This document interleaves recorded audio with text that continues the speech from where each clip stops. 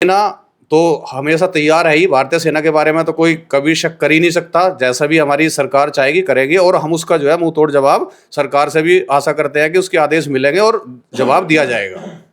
फौजी जी, आपका शुभ नाम? नमस्कार जी, मैं सूबेदार जोरा सिंह 138 मेन रेजिमेंट से पेंशन आया हूँ। अच्छा। मैं J&K में अपनी सर्विस में 5 बार रह चुका हूँ, यानी 15 साल मैंने J&K में काटे हैं।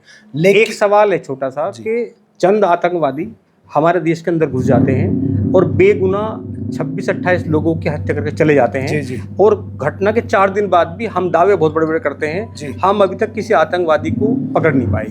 नहीं सर, ऐसा नहीं कह सकते, जबकि अब तक जितनी बार भी आतंकी हमले हुए हैं, पुलवामा में हुए, उससे पहले हुआ है, उड़ी सेक्टर में हुआ है, जब भी माननीय प्रधानमंत्री जी ने अपना जो भी कथन रखा है उस पर हमेशा खरे उतरे हैं। पुलवामा में भी उतरे, और अब की बार भी उन्होंने इतना मतलब जो बोला है, सिंधु जल संधि कैंसिल कर दी, वीज़ा कैंसिल कर दिया।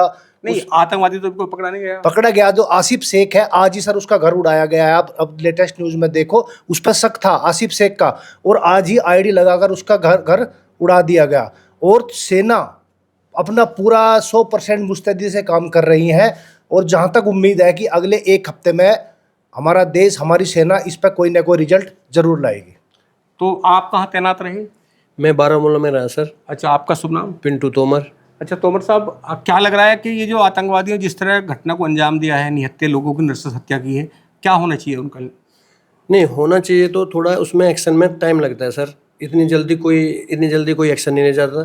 दूसरी, पशु मानसिकता के लोग हैं वे, और ये मोमडन जो कम्युनिटी है, इन लोगों को बिल्कुल पशु टाइप ही बना के रखना चाहती है। माइंड वॉश कर दिया गया है। कल एक बच्चा आता है, गन उसके हाथ में, वो किसी को भी एक तरफा मार के जा रहा, उसके दिमाग में कुछ नहीं। उसका माइंड वॉश इतनी बुरी तरीके से कर दिया कि एक ठीक ठाक नेवी के एक ऑफिसर भी थे वहाँ पे, उनको भी उन्होंने मार दिया। तो मतलब कहने का मतलब यह है कि एक अनपढ़ पशु टाइप है बिल्कुल मोमडन, इन्होंने बर्बाद कर दिया। मेरी भारत सरकार से यही अपील है, एक इतना भयंकर पनिश किया जाए इसको, पाकिस्तान को, जो टेररिस्ट कैंप है, पूरे के पूरे कैंप वॉश आउट होने चाहिए। पहले कई बार इस तरह जब घटना होती है तो भारत की ओर से स्ट्राइक भी की गई है, और बहुत सारे आतंकवादियों को पाकिस्तान में जाकर मारा भी गया है। तो क्या लगता है ये जो घटना हुई है, इस पर क्या, जो पूरा देश में इस समय बहुत गुस्सा भी है, तो इन आतंकवादियों का क्या अंजाम होना चाहिए? मैं सूबेदार मेजर ओमपाल सिंह पूनिया।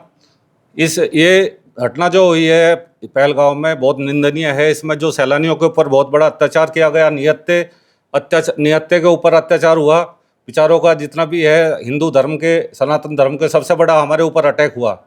तो इसलिए सरकार को इसमें सख्त कदम उठाना चाहिए। बहुत सरकार ने सहन किया, कई बार हमारे उड़ी सेक्टर या कई जगह अटैक हुए, सर्जिकल स्ट्राइक की, पर ये इस बार जो है बाहर देशों का भी सपोर्ट है। मोदी, हमारे प्राइम मिनिस्टर मोदी जी और गृह मंत्री अमित शाह से हम तो यही आशा करते हैं कि इसमें बहुत बड़ा एक्शन लेना चाहिए, और क्योंकि नहीं तो ये बार बार यही इनकी कार्रवाई चलती रहेगी। तो सबसे बड़ा यही समय है, अच्छा समय है, इसमें उनको अंदर घुस कर अटैक करना चाहिए। और उग्रवादियों के जो कैंप है, जो पीओके के अंदर जो संचालित किए जा रहे हैं, उनको बिल्कुल ख़त्म कर देना चाहिए। जब ये आतंकवाद की कोई वो हो सकती है और हमारा हिंदू धर्म और सनातन धर्म सुरक्षित रह सकता है। नहीं तो ये आने वाले समय में भी यही अत्याचार करते रहेंगे।